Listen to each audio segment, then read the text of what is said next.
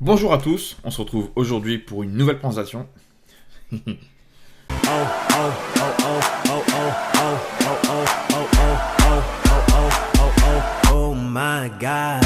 Bonjour à tous, on se retrouve aujourd'hui pour une nouvelle présentation sur une nouvelle série.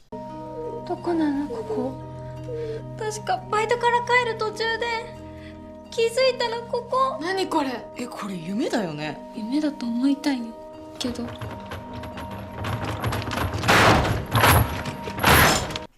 Alors cette série, Remind, est une série très particulière.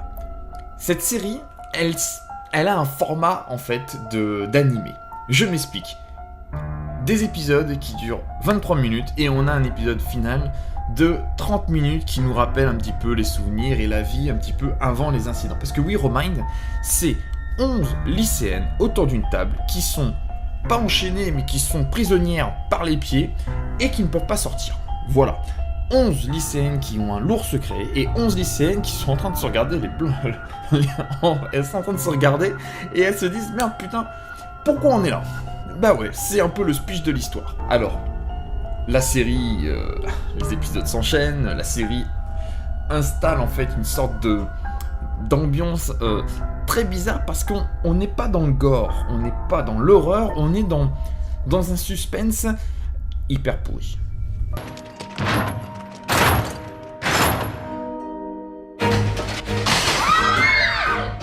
Alors, je m'explique.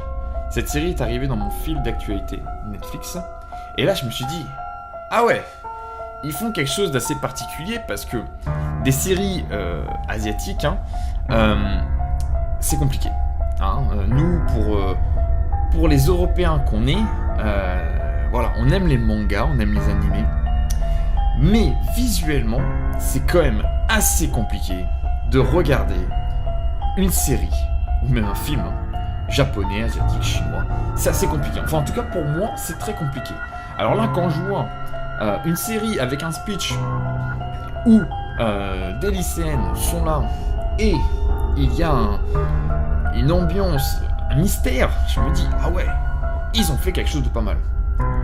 Les premières minutes de l'épisode 1 te font comprendre que cette série n'échappera pas à la règle.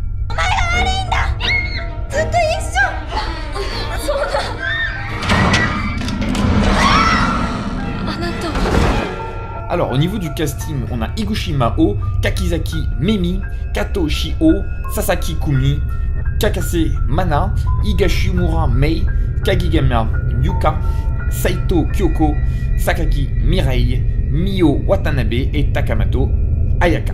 Alors, voilà. Donc, on est un peu sur ça. Et je viens de me rendre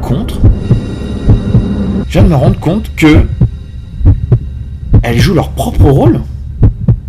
Attends. Mio Watanabe. Mais non. Elles jouent leur propre rôle. Oh merde. Alors pour ceux qui ont vu la série, dites-moi dans les commentaires si elles ont vraiment joué leur propre rôle. Parce qu'en gros, voilà, le résumé de l'histoire, c'est qu'il y a une de leurs copines, qui était un peu la must du lycée, qui a disparu, elle s'appelle Mio. Et là, je viens de me rendre compte qu'il y a une actrice qui s'appelle Mio Watanabe, exactement comme dans la série. Ah ouais. Alors cette série, elle est clairement influencée de deux mangas, selon moi, Judge et Rabbit Doute. Le principe, c'est que voilà, on est autour d'une table. Le principe est très simple. On est dans un endroit clos, assez angoissant, et on est face à des personnes qu'on connaît, mais on sait très bien, dès les premières secondes, qu'il y en a une d'entre elles qui a fait le coup. On le sait, c'est comme ça. C'est comme ça, tu connais un peu la magie manga, tu connais la magie un peu de Judge, Rabbit Doute, t'y as le droit. Et tu finis la saison, et tu sais que t'as raison. 早くなんとかしないとみんな考えろあんたダメみんなを許してお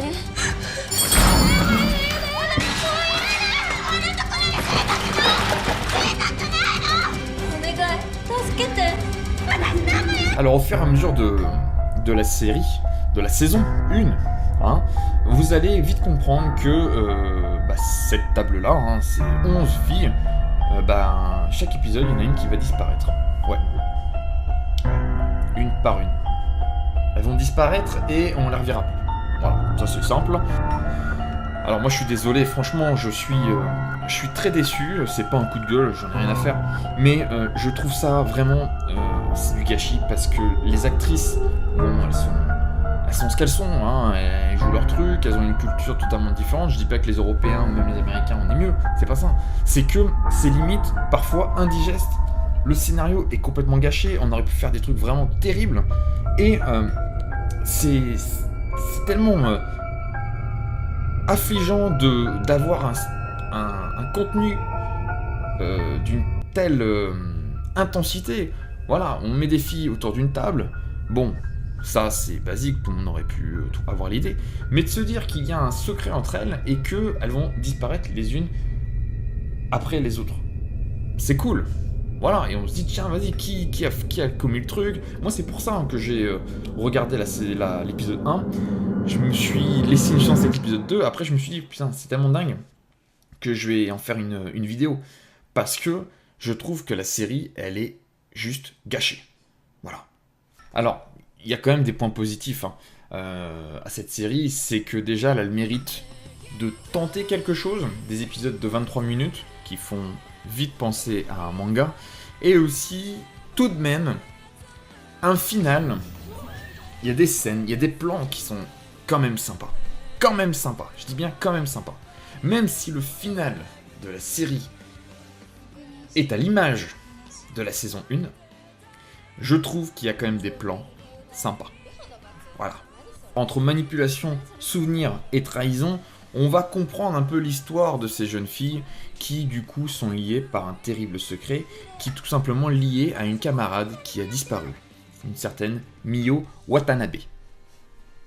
Alors, Mio Watanabe, c'est un peu la star de cette école. Elle va même créer un compte Twitter qui s'appelle Justice Parfaite et qui va du coup recruter des élèves, 11 élèves. Ah bah c'est le nombre de personnes qui sont autour de la table, c'est bizarre ça. Et elle va les charger en fait de sauver un petit peu la société, de prendre en photo, de prendre en vidéo des choses qui se passent dans la société asiatique, enfin japonaise, et qui va du coup exposer un peu les pervers, exposer les voleurs, exposer les truands, exposer les copines qui font des choses pas forcément bien. Et c'est là où le projet Justice va partir en couille. Ah, j'ai un message. Désolé, c'est Nathalie Portman, elle me lâche plus. Alors c'est vrai que c'est un peu un flou artistique, je trouve. S'attaquer à une série comme ça, moi je pense que si vous êtes un peu puriste des mangas, puriste un peu de la culture pop,